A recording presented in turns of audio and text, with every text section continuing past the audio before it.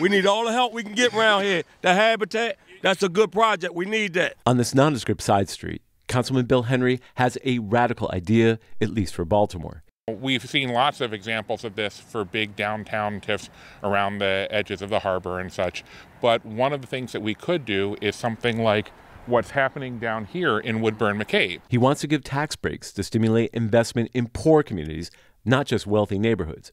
Part of his solution are to offer TIFs to projects like this rehab program managed by Habitat for Humanity. When they improve those houses and take what was vacant and blighted and turn them into great occupied houses with neighbors in it who are going to be part of the community, when they do that, they're going to also raise the value of the properties around them. TIFs, or tax increment finance deals, allow developers to invest their property taxes in construction and were intended to help blighted areas attract investment.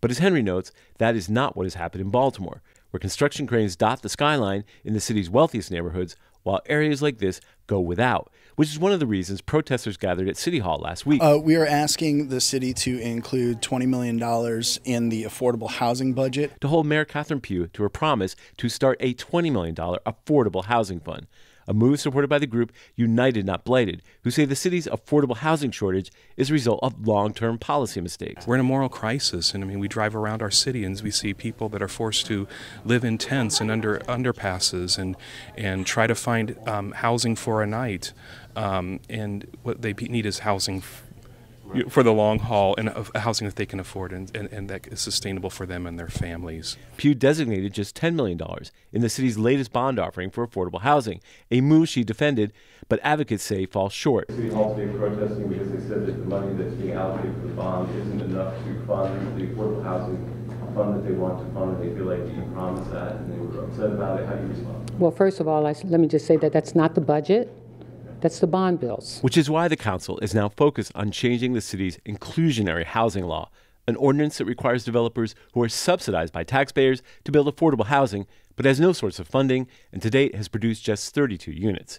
City Council President Jack Young and Councilman John Bullock, who chairs the task force, say they plan to bolster the law. Well, the goal is to make sure that we maximize, all of our efforts to get as many affordable housing as possible. Because right now what we have is not working.